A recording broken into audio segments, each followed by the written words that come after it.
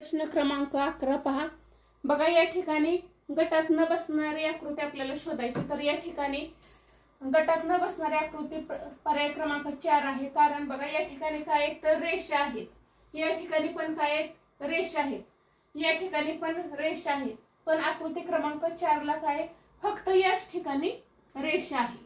या ठिकाणी अर्धवर्तुळाकार, या ठिकाणी अर्धवर्तुळाकार असा काय आकार आहे, म्हणून गटात न बसणारी आकृती कोणती आहे तर पर्याय क्रमांक 4 आहे। प्रश्न क्रमांक 12 पहा। या ठिकाणी गटात न बसणारी आकृती पर्याय क्रमांक 3 आहे।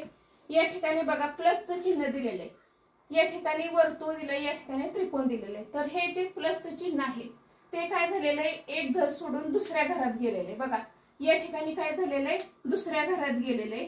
त्याच्यानंतर त्रिकोणचं पण तसंच आहे, एक घर सोडून दुसऱ्या घरामध्ये गेलेलं आहे।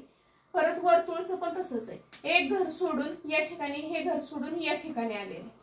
मग आकृती क्रमांक 3 ही काय तर गटात न बसणारी आकृती आहे। बघा या ठिकाणी आकृती कशी पाहिजे होती, तर आता या ठिकाणी प्लसचं चिन्ह आहे, या ठिकाणी प्लसचं चिन्ह आहे।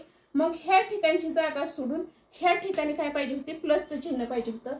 या ठिकाणी वर्तुळ आहे म्हटल्यानंतर हे घर सोडून पुन्हा हे घर सोडून या ठिकाणी काय पाहिजे होतं तर वर्तुळ पाहिजे होतं।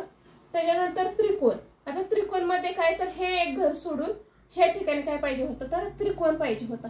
अशा पद्धतीने काय पाहिजे होती, पर्याय क्रमांक 3 ची आकृती पाहिजे होती, पण ही आकृती वेगळी आहे, म्हणून गटात न बसणारी आकृती कोणती आहे तर पर्याय क्रमांक 3 आहे।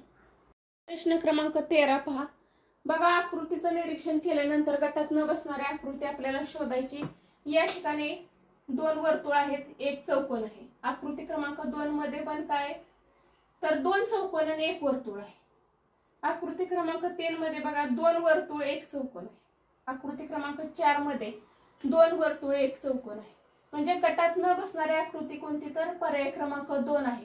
कारण प्रत्येक आकृतीमध्ये काय तर 2 वर्तुळ आणि 1 चौकोन आहे, पण आकृती 2 मध्ये काय तर 2 चौकोन आणि 1 वर्तुळ आहे, म्हणून गटात न बसणारी आकृती कोणती तर पर्याय क्रमांक 2 आहे। प्रश्न क्रमांक 14 बघा, यामध्ये गटात न बसणारी आकृती ओळखायची आपल्याला। तर या आकृतीचं निरीक्षण केल्यानंतर बघा या ठिकाणी पर्याय क्रमांक 3 ही गटात न बसणारी आकृती आहे। कारण या ठिकाणी पोकळ गोल दिले आहेत आणि या आकृतीमध्ये या बाजूला काय तर भरीव गोल आहे, म्हणून गटात न बसणारी आकृती कोणती तर पर्याय क्रमांक 3 आहे। आकृती क्रमांक 15 बघा, यामध्ये गटात न बसणारी आकृती कोणती तर पर्याय क्रमांक 2 आहे। कारण या आकृतीचं निरीक्षण केल्यानंतर जेवढ्या रेषा उभ्या आहेत तेवढ्याच काय तर आडव्या रेषा आहेत। बघा 1 2 3 1 2 3, पण या ठिकाणी 1 2 आणि आडव्या किती 3 आहेत, म्हणून गटात न बसणारा पर्याय कोणता आहे तर 2 आहे। त्याच्यानंतर या ठिकाणी पर्याय क्रमांक 3 पण पहा 1 2 3 4, आडव्या पण रेषा 1 2 3 4 आहे। या ठिकाणी उभी 1 आडवी 1 आहे, म्हणून पर्याय क्रमांक 2 हा काय तर गटात न बसणारा पर्याय आहे।